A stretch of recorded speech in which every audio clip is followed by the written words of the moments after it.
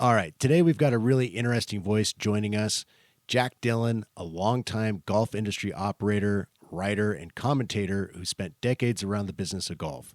From courses and operations to media and industry strategy, he's also the author of 2 books and a regular contributor to Golf Inc. magazine, where he writes thoughtful commentary where the golf industry is headed.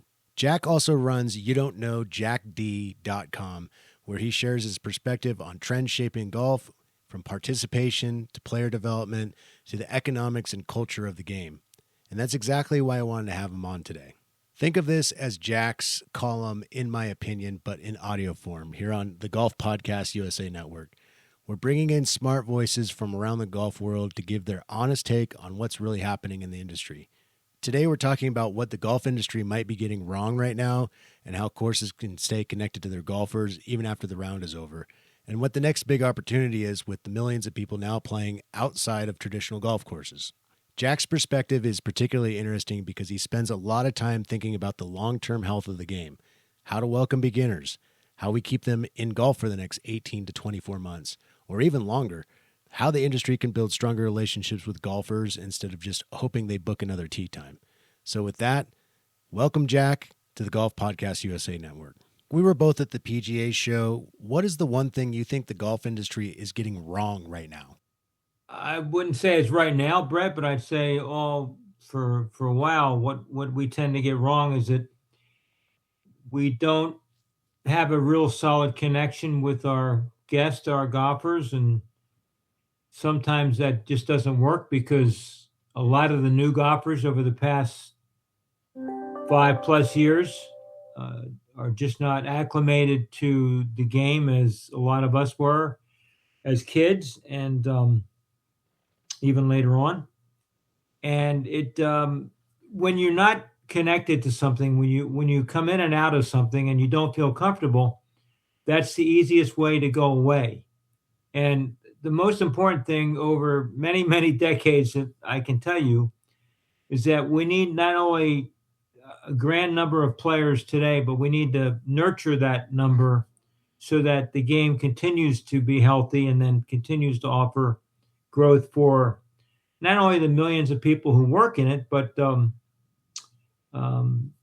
guests themselves, because golfers need golfers, and the more we play together, the more we tend to stay together. So I would say there's just not a great connection across the industry of staying connected to your golfer. That means pay the greens fees, they get the cart, they go to the first tee, and then we lose track of them after that. And we don't see them again until either the 9th green or the 18th green.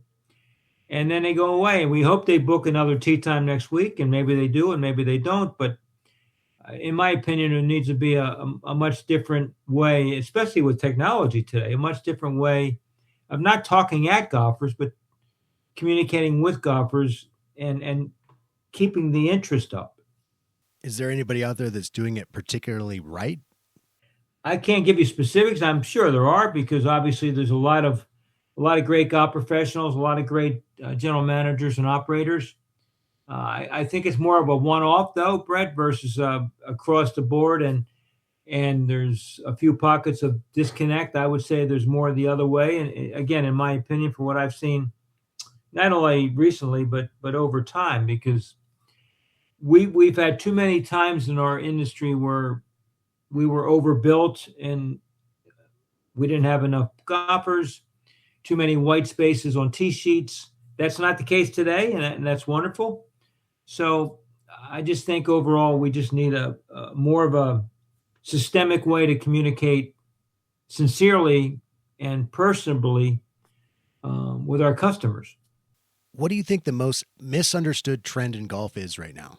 Well, certainly the trend, the amazing trend that golf has never seen before is all of the golfers playing outside of a golf course itself. There's somewhere between 8 to 12 million, depending on who's making the argument, of those who are playing on a simulator or some type of indoor golf. And that is wonderful. I mean, it's fantastic because it's always been a tough game to get involved with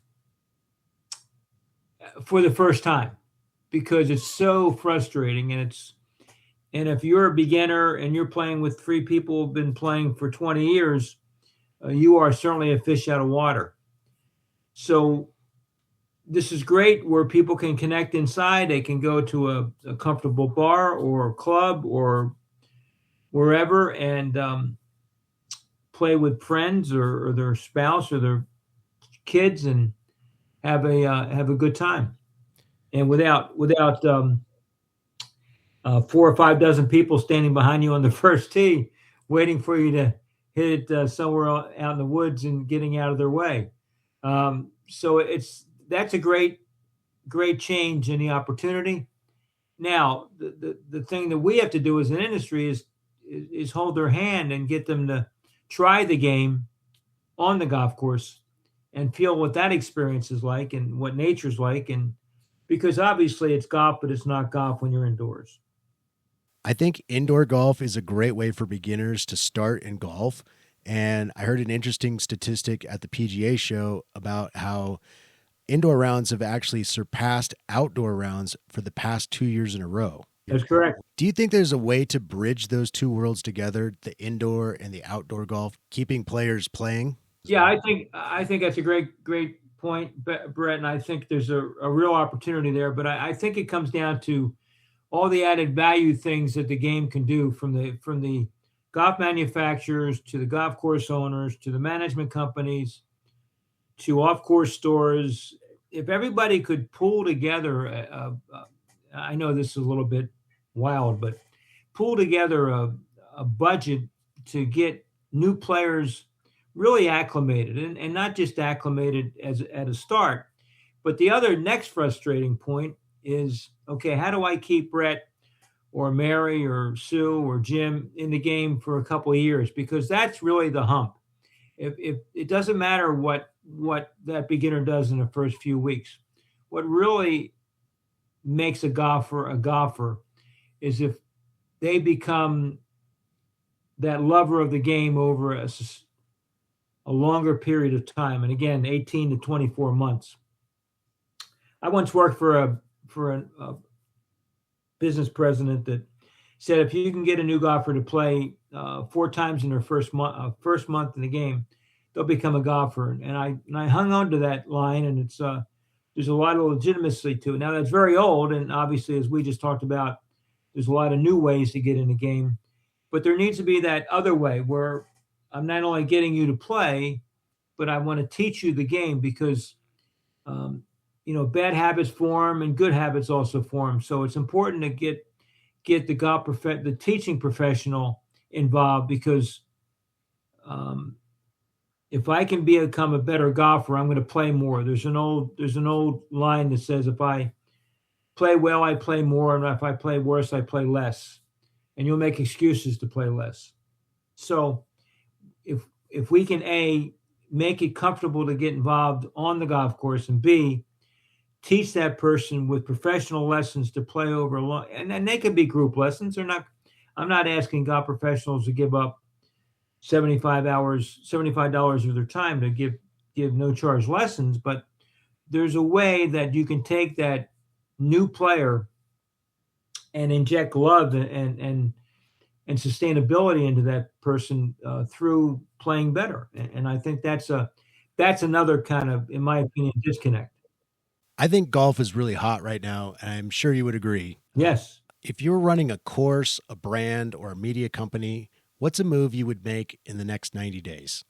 Well, that's a big question. If I was running a golf course, I would do everything I can with my staff to build sincere hospitality. That's number one. So when you come through the door, you feel comfortable. You feel like we care about you. We feel like you feel like we want you to have a great day, and then also to come back and have a second great day. So I would train the staff to build true hospitality throughout the day, whether it's in operations, food and beverage, course agronomy, because the worst thing you want is a disconnect where everyone inside treats you well, and then you go outside and they're cutting the greens and they're putting the sprinklers on while you're trying to play a hole.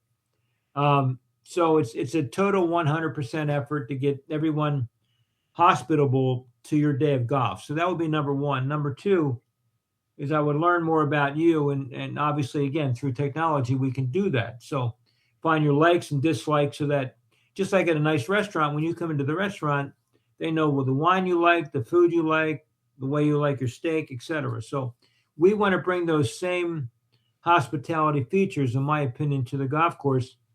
And again, we can do that now because, we're using more than pencil and paper. All right, Jack, it's time for the lightning round. I'm going to ask you 4 questions in a row, and I just want you to shoot from the hip and give me an answer, okay? Yes. What's one trend you're bullish on? Just total rounds, just the frequency of play.